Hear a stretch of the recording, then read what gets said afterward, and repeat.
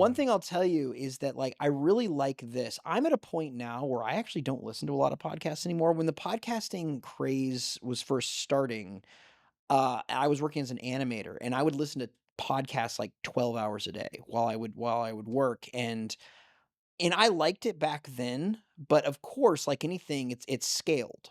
And so now I'm so overwhelmed with the amount of content out there that something like this really stands out to me because you're actually putting some sort of, again, you're going towards some sort of arc. You have a mission. It's not just like Phil flaps his gums. You know what I'm saying?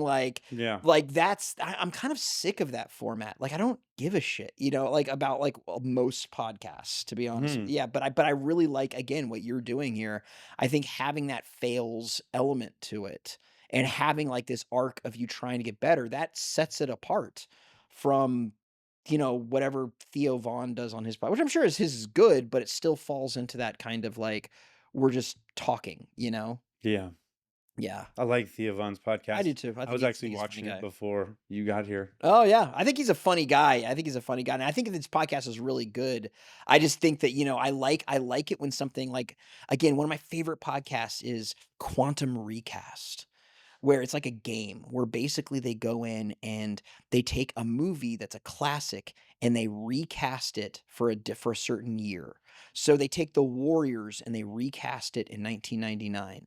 But you can only any actor that you put in your role loses one of their acting credits from that year. It's the only movie that they do. So you can't cast Brad Pitt because you'd lose Fight Club. The only way you can get around that is if it's a cameo, and let me tell you something, they deep dive so much, and it gets so heated, and it is like geek crack, and, like, I'm gonna tell you right now, that's the type of podcast that I like, something that has something underneath it, Yeah. rather than just we're gonna talk about whatever. Well, it gives you're a neurodivergent guy. It gives you a puzzle. Yeah. You're then a part of this puzzle, Yeah. and that really grabs your attention. You're 100%, like, man. We're not going to lose Brad Pitt to Fight Club. No, thank you." And people get really into it, because at some point they'll be like, "Okay, who's gonna direct this?" And they'll be like, "Oh my god, I haven't thought about that." And, like, you know what I'm saying? It turns into this whole thing, and sometimes they come up with movies that I would give anything to see. Like, I would throw away the old one to see the one that they wanna make, you know what I'm Mm. saying? Like, I recently heard a podcast with Chuck Palahniuk on it. oh, yeah, he's an interesting guy. Yeah, I had read Fight Club and I had read Choke, Yeah. another one of his books. I like the way he writes. And they made the movie Fight Club very similar to his writing style. Like, Yeah, um he was raising money on, like, Indiegogo or Kickstarter many years ago to do a film adaptation that he wanted to co-direct, of Lullaby, which was another one of his books that I really liked. Um, but yeah, he's really good. His books are really surreal.